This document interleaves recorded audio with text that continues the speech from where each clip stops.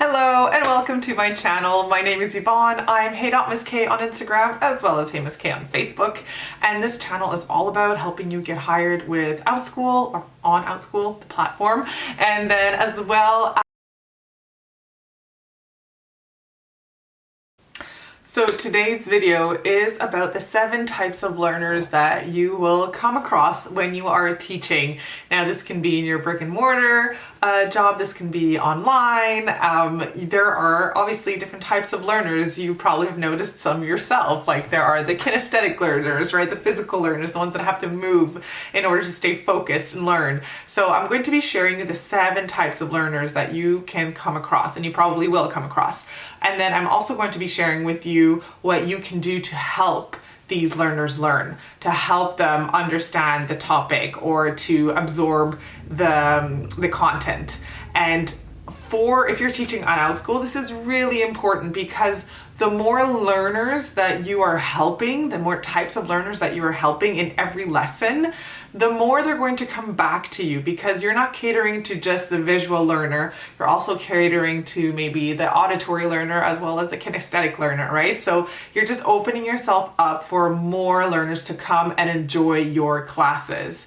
And then if you're in a brick and mortar school, well, obviously these are like things that we just need to be able to do as often as possible so that each child can learn in the best way that they can because of who they are, right? So that is today's video. I'm going to make it fairly quick and simple. I'm not going to dive deep, but I am going to go through the 7 types, explain a little bit who they are, and then give you some helpful just information on how to help those students learn the best way possible.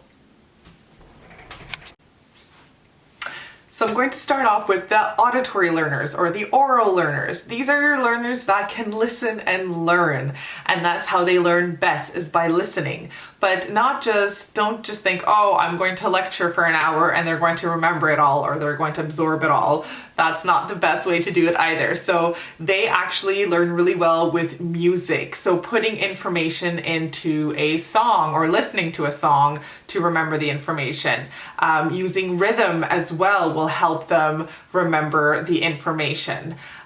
They might like to listen to an audiobook to learn the information, or as a review or something. So again, they can absorb very well. I do have my own brother, he's auditory and he can hear it and remember it, and I'm so jealous half the time because he doesn't have to go back and study very much because he just hears it and can talk it out, and then there you go, he remembers, unlike me. So those are the auditory learners. And like I said, put the information, especially with the little ones, you can put it in a song. If there's a rhythm to it, they're probably going to remember it. And I also wanted to mention that a learner can be strong or learn very well in 2 or 3 different ways, right? So you're not necessarily just auditory. You can be auditory and visual, or interpersonal and physical. So it's not just one type. You can be more than one type, or you can use 2 ways that really help you learn. The next one that I want to talk about is the visual learner. So these students are the ones that need to see to understand. Explaining it out loud isn't going to be enough for them. So they're going to want to see it. They want to see graphics. They want to see charts. They want to see pictures, videos. They might want to doodle as well as they're learning, so that it's a visual connection for them for the information and what they see on the paper. You want to highlight key terms for them. So just putting a bunch of information on the slide is not going to help them. Highlight those key terms. Those are the things that that's going to grab their attention, and they're going to remember those things. They also want to jot down notes, possibly, they might, or you can jot it down for them on the computer, or if you're using a whiteboard or something, just reviewing the key concepts and putting it up there for them is really going to be helpful. So colors also help, patterns, anything, as I mentioned, that is visual that they can use and grasp and remember because they saw it and it was simple. So that is what you're going to want to do for those visual learners. Okay, and then we have the verbal learners. They like to talk it out. They like to, or even as a teacher, like if you are having them think of the issue or talk about the content out loud and getting them to answer, it's done verbally, and that's really helpful for them. They also like auditory learners like music and rhythm. That also will help them learn.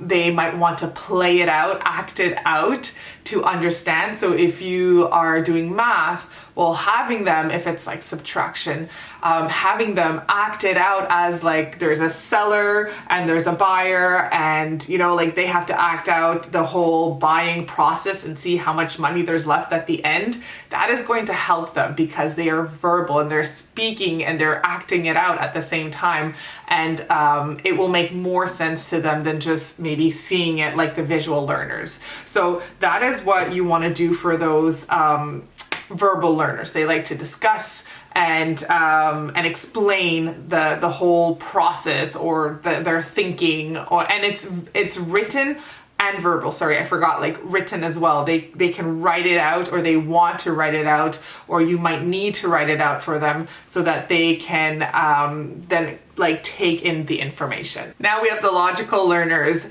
They like logic and reasoning. They like to think it through. They are good with patterns and numbers. Give them statistics. Give them lists that they can, again, if there are numbers in there, that they can look and think through the information. You might also want to give them problem solving activities or critical thinking activities, so that again, they have the time to think the steps through and to come to a conclusion. And they're very good at it as well. So if you math, I mean, obviously usually they're stronger in that, but then you can also use it for other parts because that's when they're going to need it. So if they're not so strong in writing, give them those tools to help them when it comes to writing. So they might have to make a list first of their ideas so that it's thought through, and then they can use that in their writing.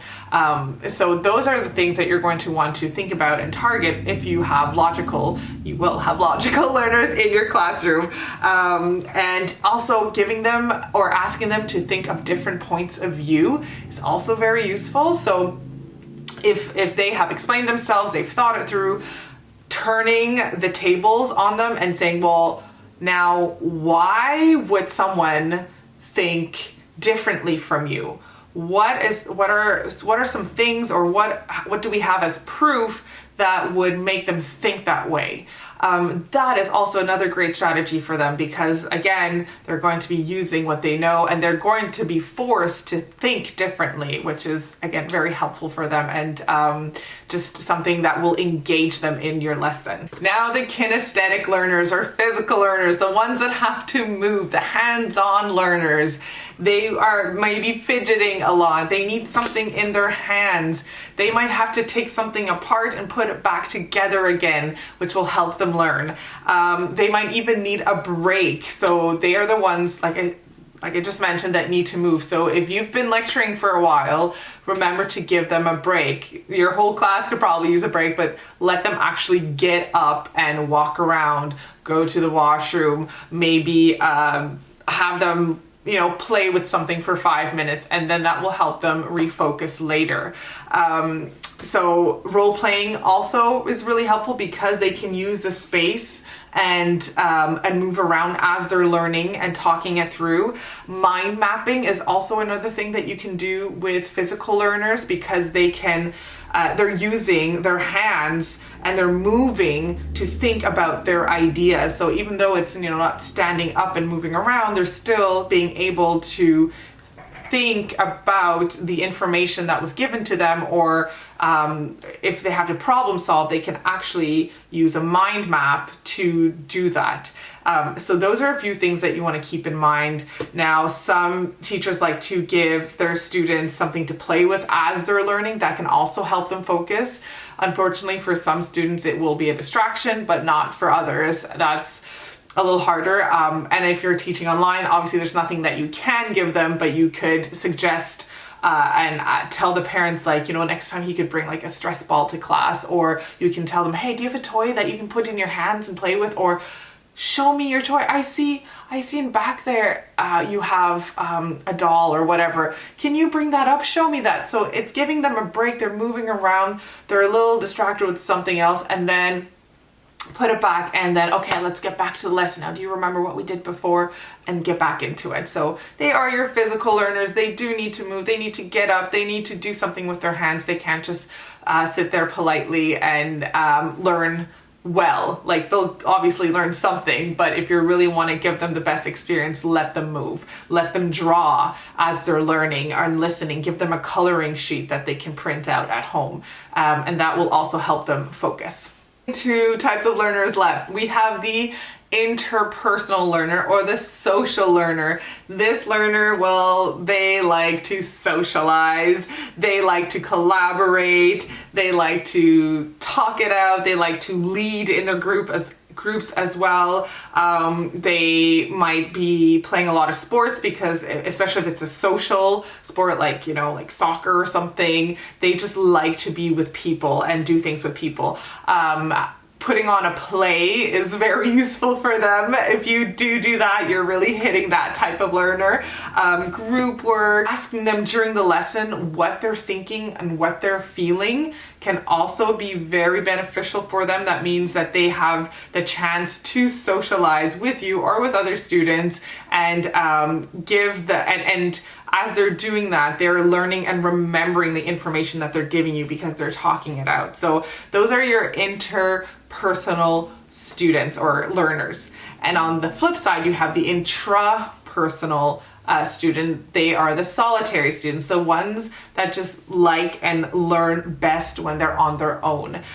They are independent, they're self-motivated. Ways to help these learners is actually to give them that space and not force them into teams all the time. Somewhere where they can sit and really be in their own bubble is really helpful. And the more they feel comfortable with the material that they've learned, the more they'll be comfortable sharing it in a group setting. They need clear goals. So if you're going to ask them to work alone, or just give them the space to work alone, they do need a clear goal that they're working towards, not just, you know, like, here you go, here's your sheet, fill it out. Like, what is the goal of this sheet, or what is the goal of this activity? They do need that. And journaling is also a way that they can learn really well, because again, it's something that they can do on their own. They are in their own mind. They can think it through, put it all down on paper, and then that might help them later on with whatever you're asking them to do. So those are just a few things that you can be thinking about as you're creating your lessons. So I'm currently teaching on Outschool. And so when I am creating my lessons, I usually try and hit at least 3 types of learners. So the visual is just kind of a given for me because I'm visual myself, and I often create slideshows with pictures and videos in them, funny GIFs or GIFs, just to get their attention.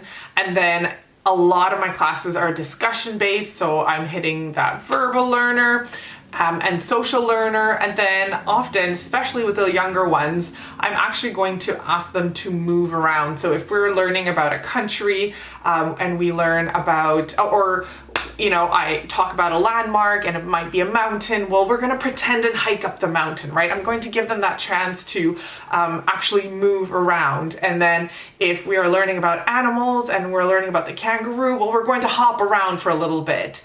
I also send handouts. They're always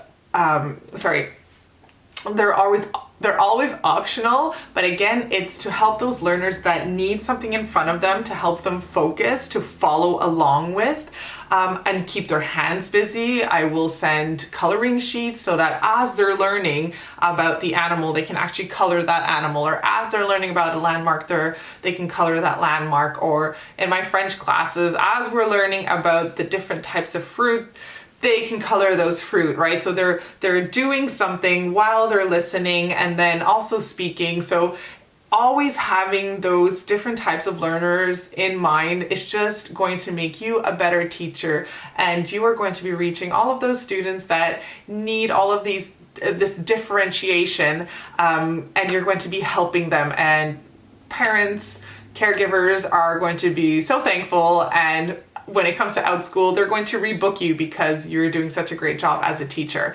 And then if you're a brick and mortar teacher, well, they're going to really enjoy you as a teacher as well, because they know that their child is in good hands. So I hope this has given you some, maybe some ideas, or just it's maybe a little clearer for you now that you know the 7 types of learners there are out there. Like I said, one student is not just one type of learner. 2 or 3 things can be really useful for them when they are learning. And that's why I try and target at least 3 learners in every lesson that I teach, 3 or 4 learners as much as possible, so that everyone can enjoy my classes and have something to do in my classes and remember my classes so that they come back for more. Now, if you're not sure about Outschool, you don't know about Outschool, I do have a video called What is Outschool, and I give you the basics of that. And I also help you through the application process. If you have any questions, and if you would like me to be your mentor, just write me at heymsk01@gmail.com, and I will be happy to help you through the application process. And I also have a lot of videos with Canva, so if you want to create your own handouts, well then reuse them, which is lovely. Once you've made them, you can reuse them and they're yours. You don't have to pay for them. I have a lot of tutorials on Canva, how to use Canva for worksheets, slideshows, and much more. So thank you for watching. Hit like and subscribe if you like this video, and I will see you in my next one. Goodbye.